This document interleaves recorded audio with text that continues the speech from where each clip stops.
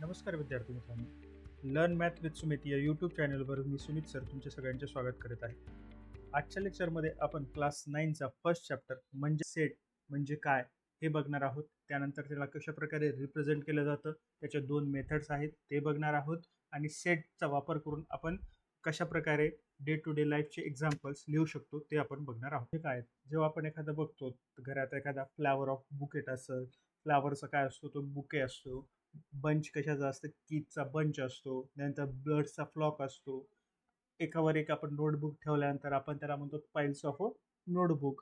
किंवा आपण एखाद्या नंबरचं कलेक्शन घेतलं, 1 to 12 घेतलं, natural number, irrational number, whole number, integers, अशा कशाच तरी कलेक्शन घेतलं तर काय म्हणतो आपण, त्यांना म्हणतो एक सेट.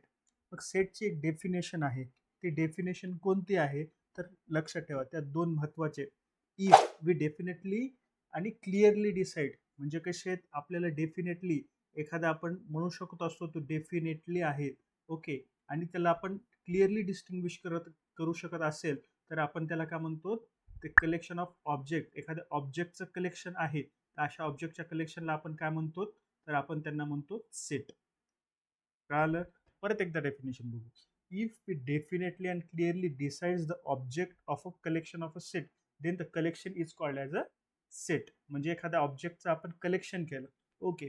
म्हणजे मी काय म्हटलं, घरातले आपले सदस्य असतील, ओके, आई वडील, एक भाऊ आणि बहीण, अशा 5 जणांचं एक कलेक्शन आहे, members of a family, okay. Members of a फॅमिलीमध्ये आपण बघितलं तर हे काय झालं, मेंबर्स ऑफ अ फॅमिली, याच्यामध्ये आपण काय म्हटलं हो करू शकतो तर यांना आपण सेट म्हणू शकतो, ओके. मग तुम्ही म्हणतात आपल्या मेंबर्स फॅमिलीमध्ये काका काकू पण आहेत, हे पण आहेत. मग जेव्हा आपण डिसाईड करू शकत नसतील तर त्यांना आपण कलेक्शनचा सेट म्हणत नाहीत. पण जेव्हा एखादं पर्टिक्युलरली माझ्या घरात राहतंय कोण हे जर बघणार असेल तर त्यांना आपण काय म्हणू शकतो, सेट असं म्हणू शकतो. बरं, मग या सेटचे काहीतरी हे असले पाहिजे, कशा प्रकारे रिप्रेझेंट केले जातो किंवा त्याचे काही रूल्स आहेत का? हो, त्याचे 2 रूल्स आहेत. एक पहिला नियम म्हणजे सोप्पा नियम, जो सेट आहे तो सेट आपण कशा प्रकारे दाखवला जातो. सपोज आपण एक सेट घेऊयात, set of vowels in a alphabet, okay. म्हणजे आपल्या याच्यामध्ये लेटर्समध्ये असणारे इंग्रजी अल्फाबेटमध्ये असणारे व्हॉवेल्स यांचा म्हणजे कोणते ए ई आय ओ यू यांचं जर कलेक्शन घेतलं तर आपल्याला ते डेफिनेटली आणि क्लिअरली आहे. मग सेट कशा प्रकारे रिप्रेझेंट केला जातो, एक कॅपिटल लेटरनी. म्हणजेच काय, फर्स्ट रूल काय आहे, name of the set. Name of the set कशाने दाखवला जातो, नेम ऑफ द सेट हा दाखवला जातो कॅपिटल लेटरने, ओके. कॅपिटल लेटरनी नेम ऑफ द सेट दाखवला जातो. आणि हे जे मधात दिसतात A E I O U यांना काय म्हणतो तर आपण यांना म्हणतो एलिमेंट. काय म्हणतो यांना, एलिमेंट म्हणतो. एलिमेंट कशाचे तर element of a set B, okay. A E I O यांना काय म्हणतो, element of a set B. मग जे element of a set B हे कशाने दाखवतात, एलिमेंट ऑफ सेट कशामध्ये दाखवतात तर यांना दाखवतात एलिमेंट, यांना दाखवतो आपण स्मॉल लेटरमध्ये, ओके. स्मॉल लेटरमध्ये जर असेल तर त्यांना आपण काय म्हणतो, element of a letters, okay. हे लक्षात द्या. सेटचं जर नेम दाखवायचं असेल तर आपण त्याला कॅपिटल लेटरनेच दाखवणार. सेटचे जर एलिमेंट दाखवणार असेल तर त्याला आपण स्मॉल नंबर वापरणार, ओके. चला, मग आपल्याला एखादा आपण एक मेंबर सेटमध्ये आहे का नाही हे रिप्रेझेंट कशा प्रकारे केलं जातो सिम्बॉलिकली ते बघूयात. प्रथमतः आपण बघूयात ए ई आय ओ यू मध्ये आपल्याला ए आहे, एक बी सेटचा तो पार्ट आहे. मग ए इज एलिमेंट, कशाचा, ए इज एलिमेंट कशाचा मध्ये element, element of set B. Set B मध्ये आहे का तो एलिमेंट, हो तर आहे. मग याला रिप्रेझेंट कशा प्रकारे केलं जातं तर A is a element of set B, अशा प्रकारे. Suppose C is not an element, C is not an element of set B. कशाचा, ऑफ सेट बीचा जर एलिमेंट नसेल तर आपण कशा प्रकारे येतो, C is not element of set B. हे सिम्बॉल लक्षात द्या. Is element, is not element म्हणजेच कोणता सिम्बॉल, हा सिम्बॉल. हा सिम्बॉल आपण काळजीपूर्वक एखाद्या एलिमेंटमध्ये तो असेल, एलिमेंट त्या सेटमध्ये असेल तर आपण त्याला तशा प्रकारे दाखवतो इज एलिमेंट, आणि जर नसेल तर त्याला आपण क्रॉसनी दाखवतो, ओके. हे लक्षात आलं. त्याच्यानंतर आपण बघूयात ह्या एलिमेंट ऑफ अ सेट लिहिण्याचे काही दोन प्रकार आहेत. ओके, प्रकारापूर्वी आपण एक जनरल एक हे बघून घेऊयात मित्रांनो. आपण मागील क्लासमध्ये बघितलं होतं, आपण काही नंबर्स बघितलेले होते. त्यातले फर्स्ट नंबर कोणता होता? तर फर्स्ट नंबर होता तो म्हणजे नॅचरल नंबर. जेव्हा आपण एखाद्या काउंटिंग सुरू करतो, ओके, आपण नंबर ऑफ ट्रीज काउंट करतो किंवा number of student in the class count करतो, तेव्हा आपण स्टार्टिंग फर्स्ट पासून म्हणजेच 1 यापासून करतो. 1 2 3 4 अशी इन्फायनाईट पर्यंत जातो. म्हणजेच काय, natural number starts with the letter 1. Okay, मग त्यानंतर आपण होल नंबर बघतो. होल नंबर म्हणजे काय, जेव्हा आपण काउंटिंग हे 0 पासून स्टार्ट करतो. ओके, 0 पासून स्टार्ट करतो अशा नंबरला आपण काय म्हणतो, तर होल नंबर. मग होल नंबर नंतर काय येतात, तर इंटिजर येतात. इंटिजर म्हणजे काय, असे नंबर जे आपल्याला निगेटिव्ह पण आहेत. डॉट डॉट डॉट म्हणजे निगेटिव्ह इन्फिनिटी पासून निगेटिव्ह 1 -2 -1 त्यानंतर 0 1 2 3 अशी इन्फिनिटी पर्यंत. म्हणजेच काय, इंटिजरमध्ये निगेटिव्ह नंबर पण येतात आणि होल नंबर पण येतात, त्यांना आपण इंटिजर म्हणतो. अशाच इंटिजरला आपण p/q फॉर्ममध्ये लिहिलं तर यांना आपण काय म्हणतो, रॅशनल नंबर म्हणतो. काय म्हणतो, तर रॅशनल नंबर. रॅशनल नंबर म्हणजे काय, p/q फॉर्ममध्ये असणारे, वेर काय, p आणि q यांना काय म्हणतो आपण, इट्स इंटिजर. ओके, हे बिलॉंग्स टू इंटिजर आणि where q is not equals to 0. जर q 0 नसेल तर अशा नंबरला काय म्हणतो आपण, रॅशनल नंबर. ओके, मग आपण काय म्हणू शकतो इथे, आपण काय म्हणू शकतो इथे, नॅचरल नंबर बिलॉंग्स टू, कशाचे belong to, is a subset किंवा natural number or element of a whole number आहे तिथं. सिमिलरली इंटिजर्स, कशाचे integer, integer are the subset किंवा are the element of a rational number. Okay, rational नंबरचे काय, ते element आहेत हे आपण म्हणू शकतो. ओके, मग या सेटचे लिहिण्याचे दोन प्रकार आहेत. ओके, सेटला कशा दोन प्रकारे लिहिलं जातं ते बघूया. ओके, फर्स्ट मेथड कोणती आहे सेट लिहिण्याची, ती म्हणजे आहे की listing method. Okay, listing method, किंवा त्याच मेथडला आपण रोस्टर मेथड असेही देखील म्हणतो. Okay, roster method. आणि दुसरी कोणती मेथड आहे, तर दुसरी मेथड आहे rule method. Okay, rule method किंवा ओके, रूल मेथड तिला किंवा आपण तिला काय, सेट बिल्डर फॉर्म असेही म्हणतो. कळालं का, सेट बिल्डर फॉर्म असं देखील म्हणतो. मग लिस्टिंग मध्ये कशा प्रकारे लिहिलं जातं, सपोज एक सेट ऑफ एलिमेंट आहे, म्हणजे कोणते नंबर, सपोज एक नंबर घ्या आपण, prime number up to 10. Okay, prime number up to 10. मग यामध्ये कसं लिहिलं जातं, 2 3 5 7, हे काय झाले, prime number up to 10. Okay, prime number म्हणजे असे नंबर ज्यांचा फॅक्टर फक्त, ज्यांना डिव्हिजन फक्त एक आणि त्याच नंबर हे जात असेल, तर त्या नंबरला आपण काय म्हणतो, तर प्राईम नंबर म्हणतो. मग 2 3 5 7 हे कसे झाले, प्राईम नंबर झाले. ओके, मग दुसरी मेथड कोणती होती, आपण सेट बिल्डर मेथड. मग सेट बिल्डर मध्ये काय म्हणणार आपण, सेट बिल्डर मध्ये आपण अशा प्रकारे लिहितो, ही फक्त लिहिण्याची पद्धत आहे. सेट लिहिण्याच्या या दोन पद्धती आहेत. मग त्याच्यामध्ये आपण काय म्हणतो, A is a set of all the x such that, काय, A is a set of all the x such that x is belongs to natural number and is prime number between x is element of a natural number and x is between 1 to 10. Okay, असं जर असेल तर अशाला काय म्हणू शकतो आपण, rule method किंवा set builder form. हे दोन्हीही सारखे आहेत का, हो, हे दोन्ही सारखे आहेत. मग फक्त लिहिण्याची पद्धत याची वेगळी आहे. बरं, यांना आपण कसं म्हणू शकतो, हे बघा, यांना काय म्हणतोय आपण, ए इज सेट, कशाचा, A is set of all the x such that, कशाचा, सच दॅट, हा, सच दॅट नॅचरल नंबरचा, natural numbers. Okay, natural numbers, हा, वेअर एक्स इज बिटवीन, म्हणजे natural number where X is between, कशाच्या between आहे, तर हे बिटवीन 1 अँड 10च्या मध्ये जे असणारे नॅचरल नंबर आहेत अशांचा सेट, यांना काय म्हणतो, ए. याच्यात आपण डेफिनेटली सांगू शकतो का कोणकोणते एलिमेंट आहे, हो, 2 3 5 7 हे एलिमेंट आपण डेफिनेटली सांगू शकतो की त्यामध्ये त्या सेटचा पार्ट आहेत. ओके. आता आपण काय बघूयात, काही एक्झाम्पल आपल्याला ऑलरेडी दिलेले आहेत नोटबुकमध्ये. त्यांना वाचायचं आणि हे म्हणजे आपल्याला लिस्टिंग मेथड आणि सेट बिल्डर मेथड या दोघांमधला फरक डिस्टिंग्विश होण्यासाठी आपण ते एकदा बघून घेऊयात. चला तर मग विद्यार्थी मित्रांनो, आपण स्क्रीनवर बघता आहात सेट बिल्डर मेथड वापरून आणि लिस्टिंग किंवा रोस्टर मेथड वापरून आपण कशा प्रकारे लिहिले जातात. A is a set of all the x such that x is a letter of word division. Division मधल्या लेटरचा एक वर्ड आहे. ओके. आता डिव्हिजन मध्ये आपण किती लेटर लिहू शकतो? D I V I S I O N. Okay.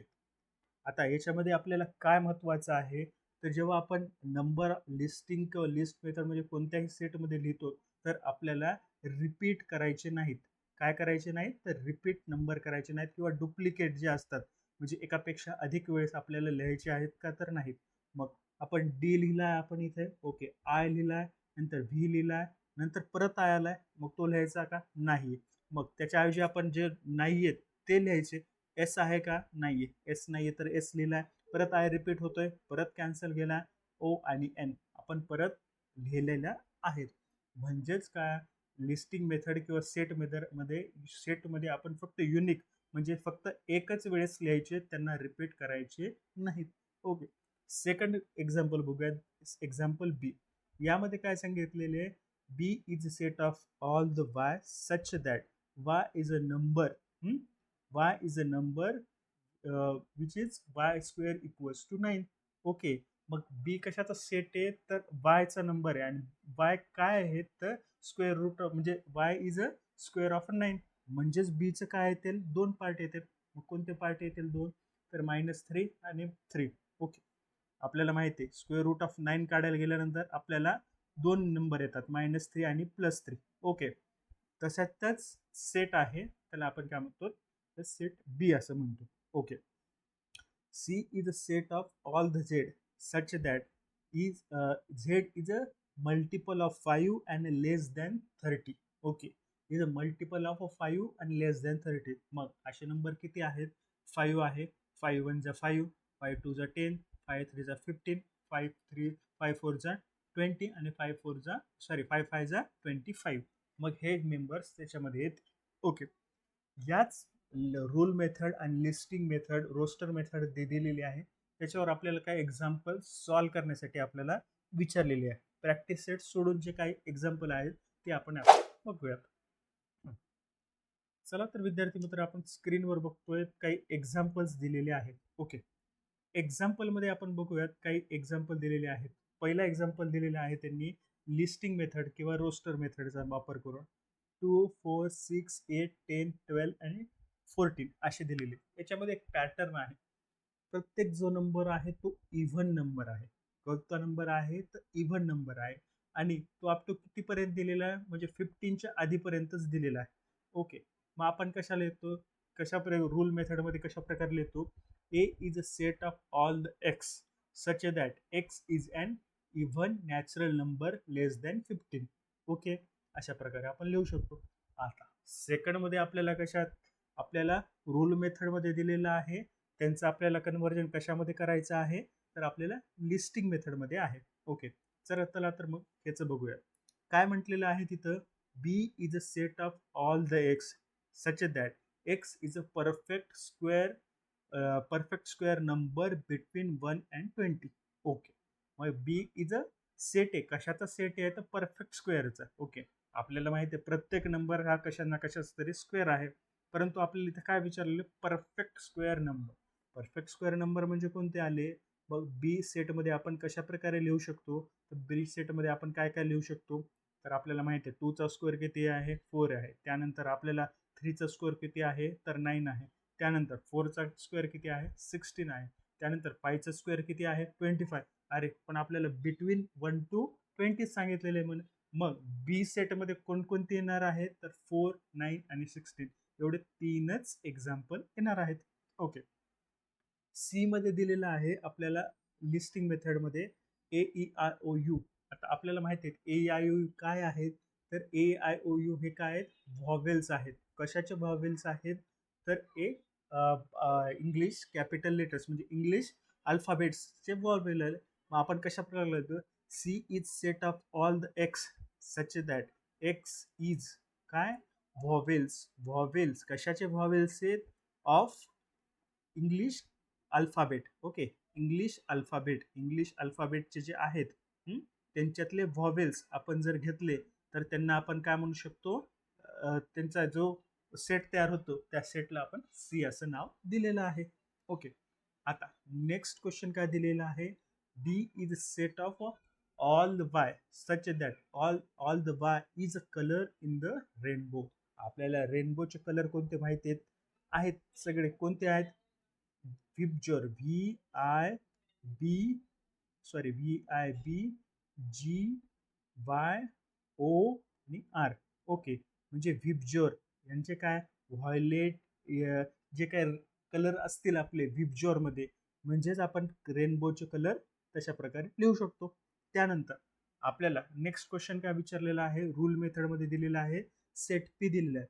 P is a set of all the x such that x is an integer and in between -3 to 3 म्हणजे -3 to 3 यांच्यामध्ये असणाऱ्या set of integers आहे. आपल्याला integers माहिती आहेत negative पासून तर positive पर्यंत असतात. मग इथं -3 सोडून द्यायचं आपल्याला. -2 -1 त्यानंतर 0 1 आणि 2 कारण 3 येणार आहेत का? लेस दॅन 3 असं सांगितलेलं. नेक्स्ट क्वेश्चन बघा. एम मध्ये एक पॅटर्न आहे ते लक्षात घ्या. आपल्याला काय माहित असलं पाहिजे याच्यामधला पॅटर्न आहे. तो पॅटर्न कोणता आहे? 1 कशाचा? स्क्वेअर आहे का क्यूब आहे? ओके, 1 स्क्वेअर पण आहे आणि क्यूब पण आहे. आपल्याला नाही लक्षात आलं. नंतर 2 मध्ये बघितलं आपल्याला, अरे 2 कशाचा आहे? 8 आहे. 8 कशाचा आहे? तर 8 3 चा क्यूब आहे. नंतर 27 3 चा क्यूब आहे. नंतर 64 4 चा क्यूब आहे. नंतर 125 हा 5 चा क्यूब आहे. म्हणजेच काय आपण एम ला लिहू शकतो? M is a set of all the x such that x is काय? एक्स इज क्यूब कशाचा? Cube of natural number. Okay, cube of natural number. आपल्याला इन्फायनाइट पर्यंत दिलेले आहेत म्हणजे आपल्याला कितीपर्यंत कॅल्क्युलेट करायचे हेही माहित नाही. म्हणून आपण जस्ट लिहिलं cube of a natural number. Natural नंबरच म्हणजे 1 पासून स्टार्ट होतोय म्हणून आपण काय करतोय? त्याला cube of a natural number असं म्हणतो. तर चला तर मध्ये विद्यार्थी मित्रांनो, या लेक्चरमध्ये आपण आतापर्यंत पाहिलं होतं सेटची डेफिनेशन. सेटच्या डेफिनेशन मध्ये आपण काय बघितलं होतं? डेफिनेटली आणि क्लिअरली. ओके, डेफिनेटली आणि क्लिअरली जर असेल एखादा सेट डिफाईन करताना त्याची महत्वाची अट काय आहे? It should be definitely. Okay, definitely आणि क्लिअरली डिस्टिंग्विश करू शकत असोल तरच त्यांना आपण काय म्हणू शकतो असतो? तर त्याला आपण सेट म्हणतो. ओके, सेट म्हणजे काय? कलेक्शन ऑफ ऑब्जेक्ट आहे. मग त्यात आपल्याला नॉमिनेक्लेचर म्हणजे सेटचं नेम हे कॅपिटल लेटरने दाखवलं जातं आणि त्यामधल्या एलिमेंट हे आपण नेहमी कशाने दाखवलं जातो? तर स्मॉल लेटरने दाखवलं जातं. त्यानंतर आपण काय बघितले होते? त्याचे 2 मेथड्स आहेत. एक लिस्टिंग मेथड आहे आणि रोस्टर मेथड आहे. ते 2 बघितल्या. त्यानंतर आपण त्याचे काही एक्झाम्पलही बघितलेले आहेत. तर चला तर विद्यार्थी मित्रांनो, अशा प्रकारे आपण या लेक्चरमध्ये बघितलेलं आहे. याच्या पुढील लेक्चरमध्ये आपण प्रॅक्टिस सेट 1.1 जो आहे तो सॉल्व करणार आहोत. तुम्हाला जर व्हिडिओ आवडला असेल तर लाईक करा आणि चॅनलला सबस्क्राईबही करा. Thank you for watching my this video.